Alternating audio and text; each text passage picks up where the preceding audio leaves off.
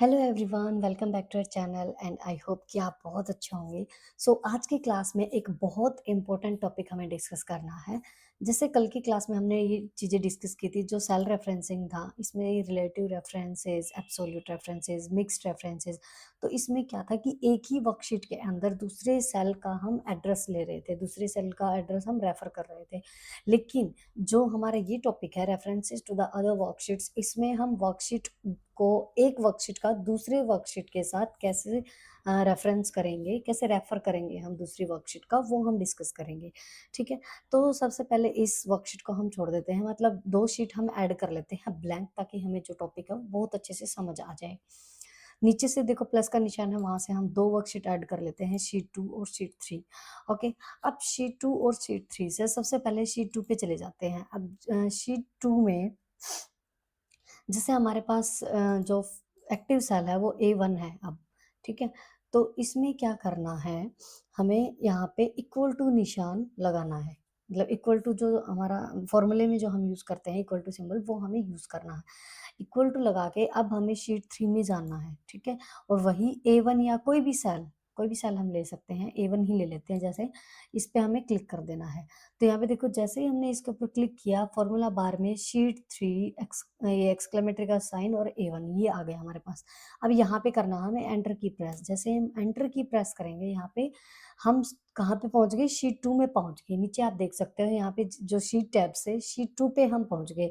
देखो सबसे पहले हमने क्या किया था, शीट 2 पे A1 सेल में इक्वल टू का साइन लगाया था। ठीक है, और फिर हमने शीट 3 पे जाके A1 को सेलेक्ट किया था, और उसके बाद हमने एंटर की प्रेस की। एंटर की प्रेस करते ही हम कहाँ पहुंच गए, शीट 2 में पहुंच गए सीधा। जहां पे हमने इक्वल टू का निशान लगाया था, वहां पे अब 0 आ गया, और उस सेल का एड्रेस क्या आ गया हमारे पास, मतलब उस सेल के अंदर ऑटोमेटिकली फॉर्मूला लग गया शीट 3 का। ठीक है, मतलब क्या है, अगर शीट 3 के अंदर A1 सेल में हम जो भी लिखेंगे, वो ऑटोमेटिकली चेंज हो जाएगा शीट 2 के अंदर। चलिए करके देख लेते हैं। अब देखो शीट 2 में यहाँ पे क्या है, 0। अब शीट 3 में यहाँ पे हम लिख देते हैं, जैसे मैंने यहाँ पे लिख दिया 100 और एंटर की प्रेस कर दी, तो ये 100 शीट 2 में भी चेंज हो गया होगा, जहाँ पे 0 लिख रखा था। ये देखो यहाँ पे 100 ऑटोमेटिकली है, मतलब शीट 2 पे भी 100 है, शीट 3 में भी 100 है। ओके, अब जैसे हम ना इस सेल को कॉपी भी कर सकते हैं। जैसे मैंने इसको 100 को कॉपी कर दिया। ठीक है, ये 100 को कॉपी नहीं, मतलब फॉर्मूला कॉपी हो गया। ये कहाँ तक कॉपी हुआ, 28। चलो 30 तक कर लेते हैं इसको, 30 तक कर दिया हमने।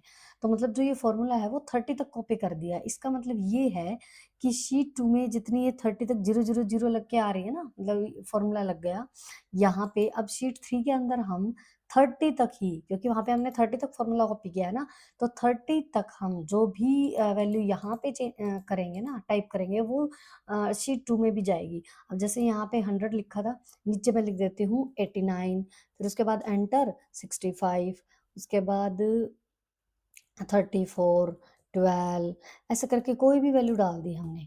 ठीक है, तो जो भी हम वैल्यू ये डाल रहे हैं, ये ऑटोमेटिकली शीट 2 में भी चेंज हो रही है, जहाँ पे हमारा फॉर्मूला था। करके देख लेते हैं शीट 2 पे। देखो सेम, ये देखो 100, 89, 65, 34, 12, मतलब जो भी वैल्यू हम वहां लिख रहे हैं ना शीट 3 में, वो यहाँ शीट 2 में ऑटोमेटिकली चेंज हो रही है हमारी।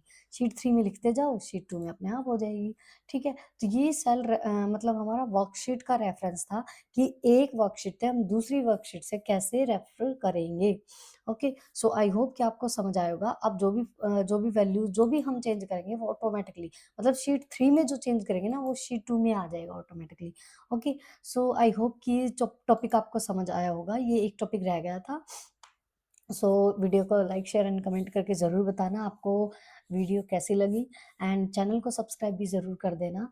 Thank you so much, have a nice day and take care.